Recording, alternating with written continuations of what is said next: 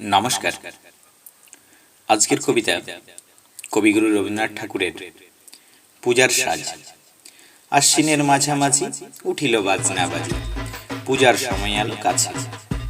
মধুবিদু দুই ভাই ছুটোছুটি করে তাই আনন্দে দুহাত তুলি নাচে। পিতা বসেছিল দ্বারে, দুজনে শুধালো তারে, কি পোশাক আনিয়াছ কিনে? পিতা কহে, আছে আছে তোদের মায়ের কাছে, দেখিতে পাইবি ঠিক দিনে।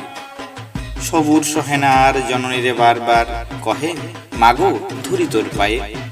বাবা আমাদের তোরে কি কিনে এনেছে ঘরে, একবার দে না মা দেখায়। ব্যস্ত দেখি হাসিয়া মা দুখানি ছিটের জামা দেখাইল করিয়া আদর। মধু কহে, আর নেই? মা কহিল, আছে এই একজোড়া ধুতি ও চাদর। রাগিয়া আগুন ছেলে কাপড় ধুলাই ফেলে কাঁদিয়া কহিল, চাহিনা মা।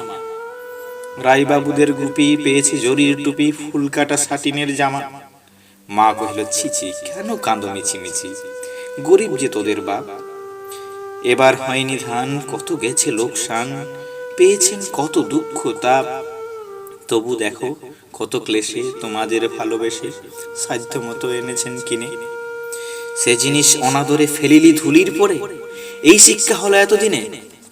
বিধু বলে, কাপড় পছন্দ হয়েছে মোর, এ জামা পরাস আমারে। মধু শুনে আরো রেগে ঘর ছেড়ে দ্রুত বেগে গেল রায়বাবুদের দ্বারে। সেথা মেলা লোক জড়ো, রায়বাবু ব্যস্ত বড়, দালান সাজাতে গেছে রাত। মধু জবে এক কোণে দাঁড়াইল ম্লান মনে, চোখে তার পড়িল হঠাৎ। কাছে ডাকি স্নেহ ভরে কহেন করুণ সুরে, তারে দুই বাহুতে বাঁধিয়া, কিরে মধু হয়েছে কি, তোরে যে শুকনো দেখি। শুনি মধু উঠিল কাঁদিয়া, কহিল, আমার তোরে বাবা আনিয়াছে ঘরে শুধু এক ছিটের কাপড়। শুনি রায় মহাশয় হাসিয়া মধুরে কয়, সে জন্য ভাবনা কি বা তোর।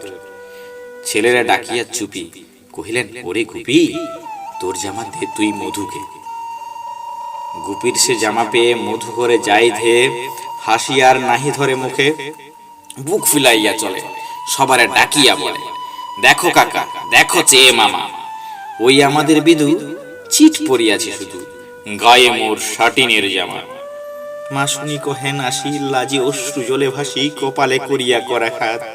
হই দুঃখী হই দিন, কাহারও রাখি না ঋণ, কারো কাছে পাতি নাই হাত। তুমি আমাদের ছেলে, ভিক্ষা লই অবহেলে অহংকার করো ধে ধে। ছেঁড়া ধুতি আপনার ঢের বেশি দাম তার, ভিক্ষা করা সাটিনের চেয়ে। আই বিধু আই বুকে, চুমু খায় চাঁদ মুখে, তোর সাজ সবচেয়ে ভালো। দরিদ্র ছেলের দেহে দরিদ্র বাপের স্নেহে ছিটের জামাটি করে আলো।